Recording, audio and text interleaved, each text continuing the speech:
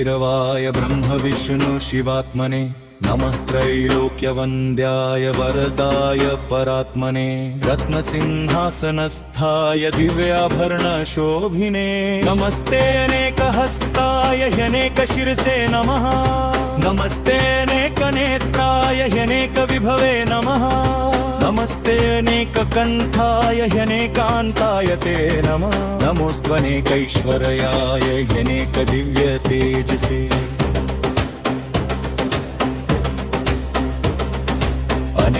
अनेकायुधयुक्ताय ह्यनेकसुरसेविने अनेकगुणयुक्ताय महादेवाय ते नमः नमो दारिद्र्यकालाय महासम्पत्प्रदायिने श्रीभैरवी प्रयुक्ताय त्रिलोकेशाय ते नमः दिगम्बर नमस्तुभ्यं दिगीशाय नमो नमः नमोऽस्तु दैत्यकालाय पापकालाय ते नमः सर्वज्ञाय नमस्तुभ्यं नमस्ते दिव्यचक्षुषे अजिताय नमस्तुभ्यं जितामित्राय ते नमः नमस्ते रुद्रपुत्राय गणनाथाय ते नमः नमस्ते वीरवीराय महावीराय ते नमः नमोऽस्त्वनन्तवीर्याय महाघोराय ते नमः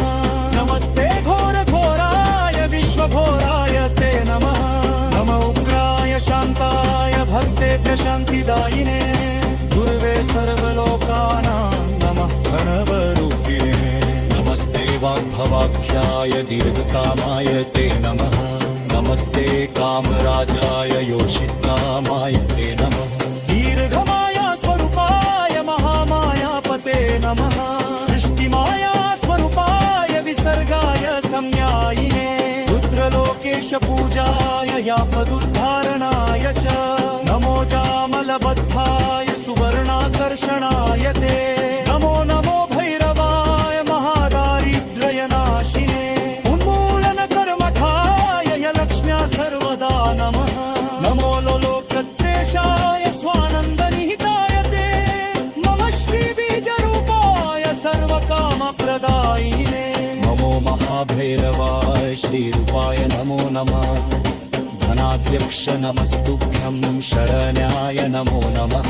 नमः प्रसन्नरूपाय यादिदेवाय ते नमः नमस्तमन्त्ररूपाय नमस्ते रत्नरूपिणे नमस्ते स्वर्णरूपाय सुवर्णाय नमो नमः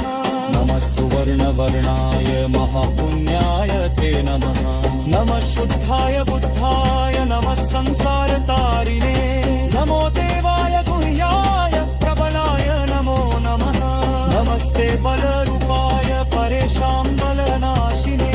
नमस्ते स्वर्गसंस्थाय नमो भूर्लोकवासिने नमः पातालवासाय निराधाराय ते नमः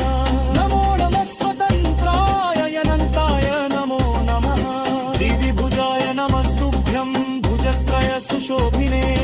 नमो निमादिसिद्धाय स्वर्णहस्ताय ते नमः पूर्णचन्द्रप्रतीकाश वदनाम्भोजशोभिने नमस्ते सवनाम्भाय स्वर्णलङ्कारशोभिने नमः स्वर्णाकर्षणाय स्वर्णभाय च ते नमः स्वर्णसिंहासनस्थाय स्वर्णपादाय ते नमः नमः स्वर्णाभपाराय स्वर्णकाञ्ची सुशोभिने नमस्ते स्वर्णजम्भाय भक्तकान्दुघात्मने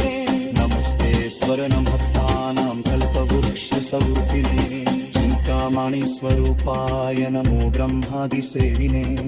अपद्रुमदलसंस्थाय मम स्वर्णप्रदायने भयकाराय भक्तिभ्यः सर्वाकेष्टप्रदायकं यपथिन्निकरेकाग्रं ताततैः स विमुच्यते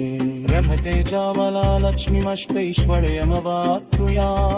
चिन्तामणिमवाप्नोति केनं कल्पकरं ध्रुवं स्वर्णराशिमवाप्नोति सत्यमेवासमानमोहं सन्ध्याय यत्पतेत् स्तुत्यकशावृत्यामरोत्तमै स्वप्ने शीधैरवस्तस्य साक्षात्भूतो जगद्निरोहं स्वर्णराशिनवाप्तो तच्छनङ्गास्ति संशयः सर्वदा यः पठात् स्तोत्रं धैनवस्य महात्मनः